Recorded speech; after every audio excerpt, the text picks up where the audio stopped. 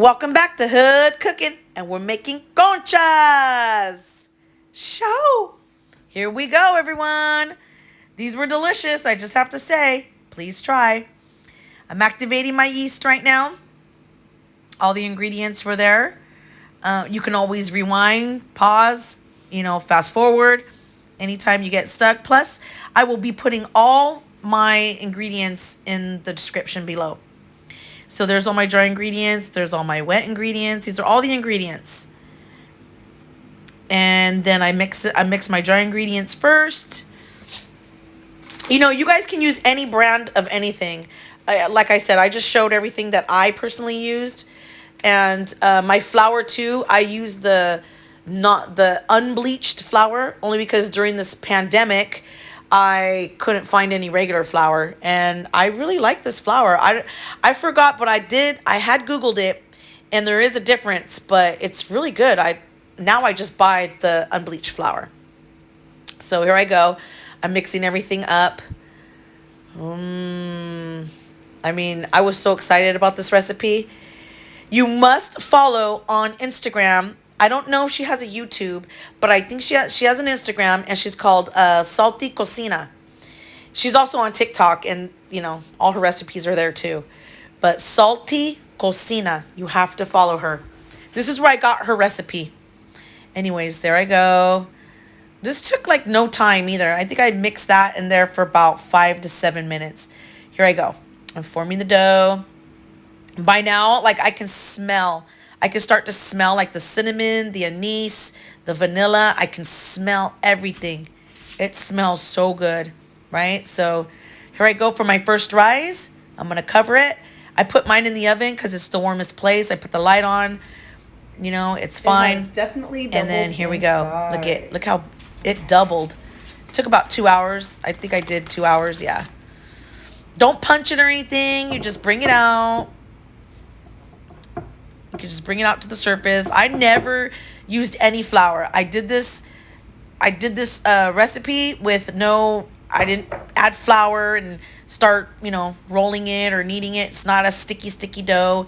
It's really well formed and put together.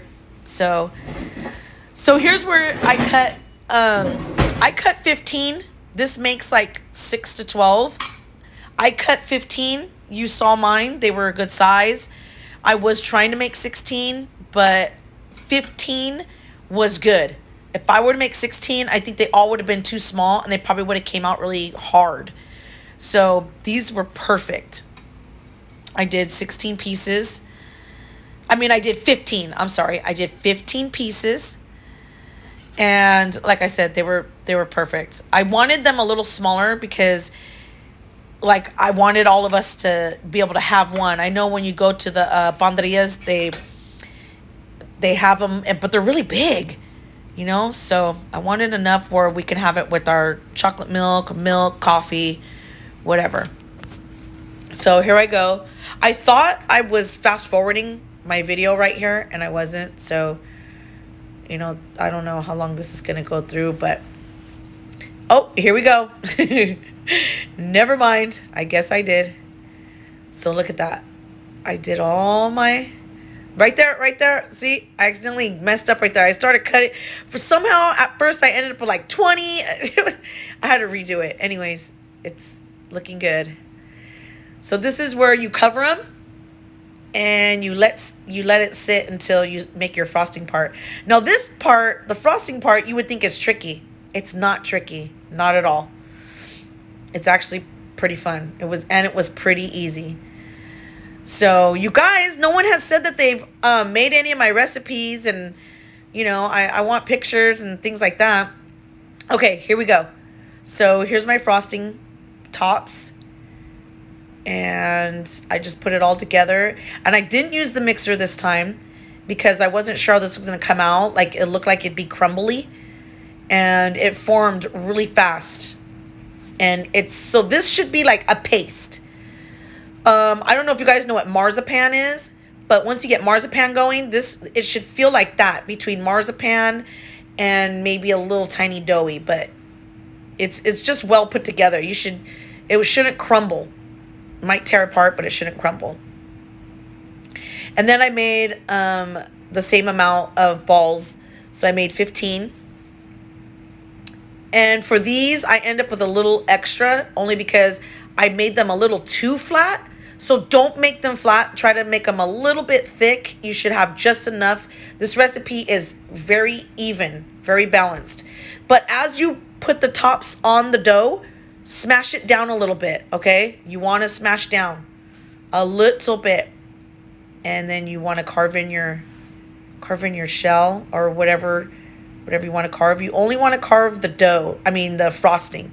You don't want to pierce into the dough. These came out so shockingly good. Like, they even looked good. They looked great.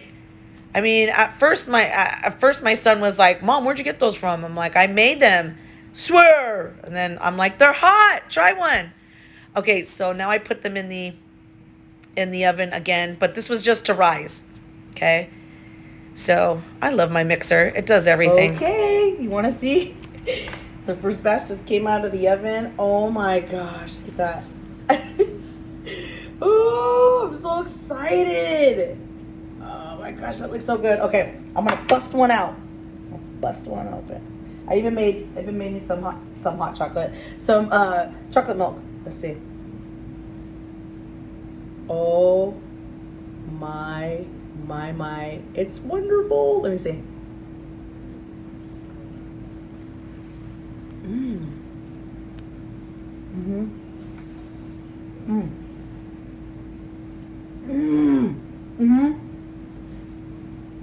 I promise you, I usually think that these are always dry and too thick when I eat them anywhere else. When I get them from the panderia, I promise.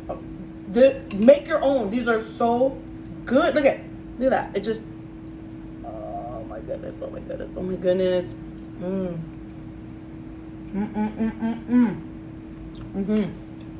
I did good. Look at these. Picture perfect. Oh, look at that. All right. Enjoy.